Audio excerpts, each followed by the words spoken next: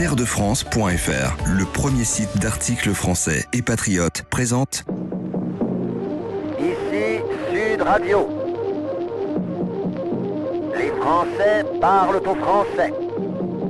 Je n'aime pas la blanquette de veau. Je n'aime pas la blanquette de veau. Sud Radio Berkov dans tous ses états.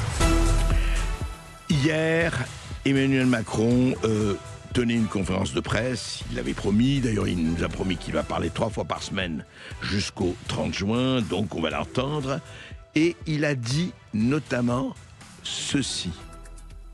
Écoutez. Sud Radio Berkov dans tous ses états.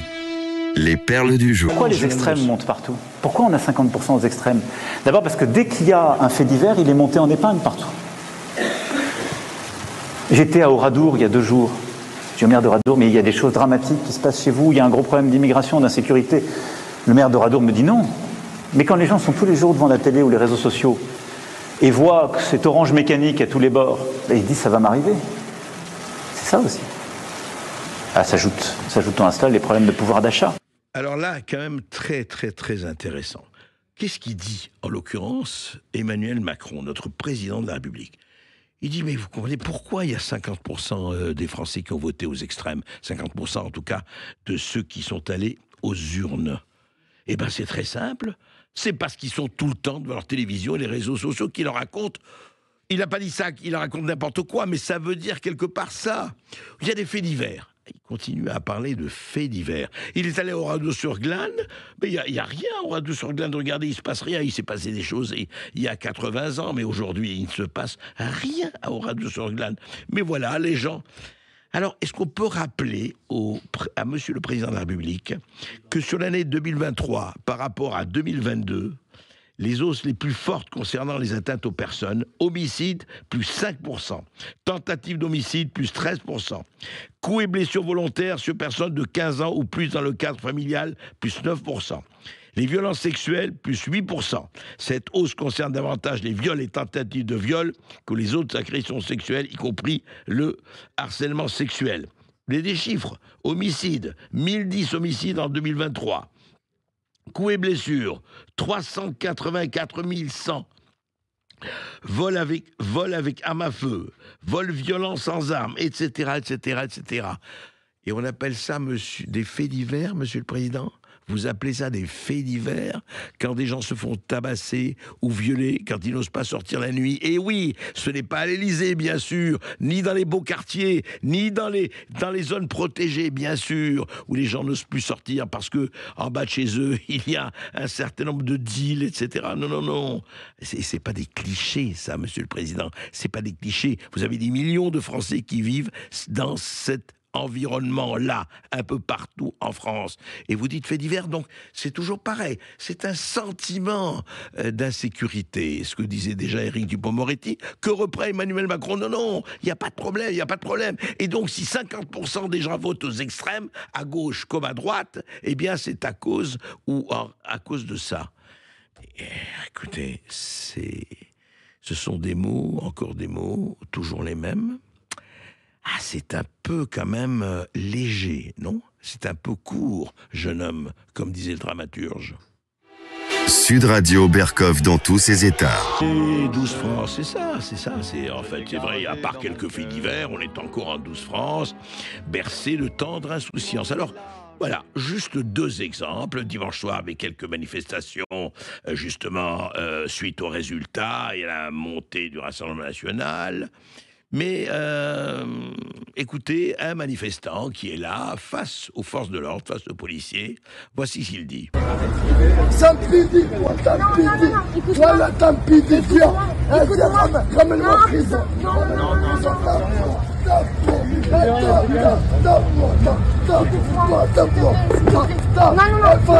Les gars, je vais vous chercher. Ramène-moi en prison. Les gars, ils vous touchent pas. Voilà, sale PD, répété 45 fois. Voilà, bon, bah, écoutez, c'est rien, hein, c'est une petite chose habituelle. C'est un échange entre citoyens, les uns policiers, les autres manifestants, voilà. Et alors, autre chose aussi, à Pigalle, le le lendemain, le journaliste Vincent Lapierre faisait un micro-trottoir du côté donc du 18e arrondissement. Écoutez aussi. Pas de rester cadré sur toi, tu fais ce que tu veux ici. Tu as le droit de faire tout ce que tu veux. Par contre, nous, dans les rues, là, tu filmes pas. Sinon, je vais te faire un cinéma ici. Et je vais t'envoyer quelqu'un, il va te planter tout de suite. Tu vas me planter? Pour 50 balles. D'accord. Voilà. Donc, reste carré. Viens pas filmer dans des endroits. Là, c'est des JO, viens pas cramer. Va en Algérie. Là, tu es venu filmer quoi, là? À Pégal. Tu me racontes que tu es venu filmer quoi? Moi, je fais un micro-trottoir sur les européennes. Mais je connais, toi. C'est sur les mais européennes. pose-moi des questions, je vais faire plaisir qui, toi? Ah, mais je vais... faire plaisir qui? Écoute, je vais te dire un truc, moi. On vend de la coque à Pégal. La France, ça part en couille. Voilà. Sur le corps aérien, tu restes là, cadré. Sur la mer, il n'y a rien. Si, là. Tu vas nous laisser filmer ou pas? Tu filmes pas personne, tu filmes pas les gens. Filme droit, filme pas à gauche, à droite. Mais tu viens, tu filmes les gens, ça Je fais un reportage sur les européennes. Je m'en bats les couilles. Ne viens pas niquer le business ici. Hein. Viens pas niquer le business là. Va niquer là-bas, là, le crack. Hein. Viens pas niquer le business ici. Hein. Moi, je te dis, hein, on vend H24, nous, ici. On n'est pas des PD, nous, ici. Putain, je vous promets que faire des reportages en se faisant menacer de se faire planter tout le temps, c'est relou quand même. C'est assez stressant. Eh, c'est pas facile hein, de faire ce métier hein, de journaliste, faire des micro-trottoirs. C'est intéressant. Voilà, d'un côté, on vous dit c'est qu'il y a des faits divers et on monte ça en épingle. D'un autre côté, la France part en couille. Qui écouter? Qui croire? On va marquer une courte pause sur Sud Radio. On revient tout de suite après les infos de 13h pour le face-à-face avec André Berkoff. A tout de suite sur Sud Radio.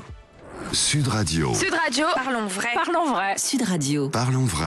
Terredefrance.fr, le premier site d'articles français et patriotes, présente Ici Sud Radio. Les Français parlent au français.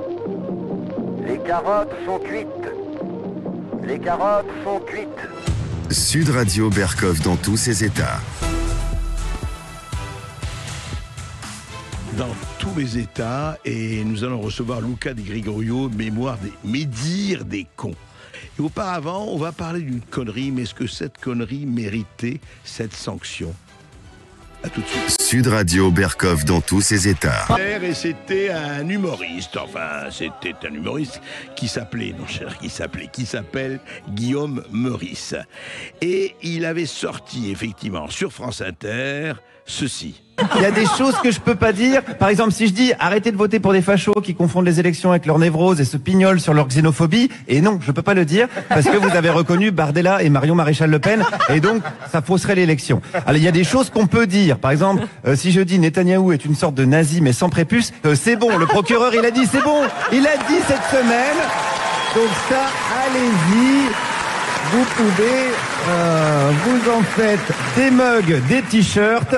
C'est ma première blague autorisée par la loi française. Excusez-moi, je fais ça avec vous. Alors en fait, il avait dit ça dans une première, il y a quelques semaines avant. Effectivement, il y avait eu beaucoup de réactions et c'était allé devant la justice et le procureur a estimé que effectivement ça pouvait passer. Il le redit donc aux applaudissements de la foule dans le studio. Alors on va en parler de ça parce que moi ça me pose problème. Alors que on dise des conneries. D'abord, quand il dit on ne peut pas dire que les fachos, etc. Bon, c'est son fonds de commerce, attaquer les fachos, tout ça. Mais qu'est-ce qu'on peut dire, qu'est-ce qu'on ne peut pas dire? Et ça nous pose des problèmes à tous. Le problème de la liberté d'expression est posé à nous tous qui font ce métier. Jusqu'où on peut aller trop loin? Alors, nazi sans prépuce, ouais, c'est minable. Bien sûr que c'est une blague, je veux dire, de café du commerce, bon. Mais est-ce que ça justifie de licencier Guillaume Meurice pour ça? Moi, mon avis personnel, hein, je veux dire, ça n'engage que moi, je ne crois pas. Je ne crois pas pour une raison extrêmement simple. Où on fait, effectivement, où on dit, voilà, vous avez le droit de parler, mais vous n'avez pas le droit de parler. Alors, alors soyons clairs, ni des juifs, ni des musulmans, ni des Français de souche, ni des arabes, ni des catholiques, ni des chinois, etc. Et que vous fassiez une blague, même de mauvais goût, et celle-là a été minablement de mauvais goût. Mais alors, où ça s'arrête? Où on met la frontière? Où on met le curseur? Eh bien, un curseur est très simple. Si c'est un appel à la haine, si c'est un appel à dire, effectivement, ouais, ce type doit être éliminé, et le dire, il y a des diverses manières de le dire. Si on fait de vrais appels à la haine, comme il y en a dans certaines radios de beaucoup de pays, que ce soit au Moyen-Orient, en Corée du Nord ou ailleurs, dans les dictatures ou ailleurs, d'accord. Mais sinon, est-ce que on peut dire que la liberté d'expression n'est pas divisible? Vous savez, quand Pierre Desproges, un des plus grands humoristes français, il commençait son récital où il disait « On me dit que quelques juifs se sont glissés dans la salle ». Tout le monde rigolait, y compris les juifs qui étaient là, les autres, etc. Aujourd'hui, c'est devenu impossible. Ah non, tout s'est complètement hystérisé. Vous pouvez plus dire une blague, effectivement, sans passer pour anti-LGBT, homophobe, non-genre, etc., transgenrophobe et autres imbécilités. Mais attendez, ça veut dire quoi? Ça veut dire que vous rapetissez l'espace de liberté. Vous rapetissez. Mais le mauvais goût existe. Vous savez, la France, il y avait Harakiri. À l'époque, il y avait des gens, des pamphlétaires qui sortaient des choses incroyables. Est-ce qu'il y a des massacres s'en suivaient? Pas du tout. Les massacres se passent où aujourd'hui? Vous savez très bien que ce n'est pas dans les pays où il y a la liberté d'expression la plus totale. Ça n'a rien à voir. L'intégrisme n'a pas besoin de blagues imbéciles. N'oubliez jamais que les vrais fascistes, que les vrais intégristes n'ont aucune espèce d'humour. Alors Guillaume Meurice peut considérer comme l'humour d'une huître, mais je ne vois pas pourquoi, parce qu'il dit « nazi sans prépuce », c'est une connerie totale. Est-ce que ça justifie, et je reviens à ça, un licenciement? Non. Et moi, ce que j'aime aux États-Unis, Dieu sait si on a des choses à reprocher aux États-Unis, c'est le premier amendement qui dit liberté d'expression absolue, sans rivage et non divisible. Et je vous assure que pour nous, c'est très important et il faut se battre là-dessus, y compris contre les cons. Et nous allons effectivement parler de conneries avec Luca Di Gregorio.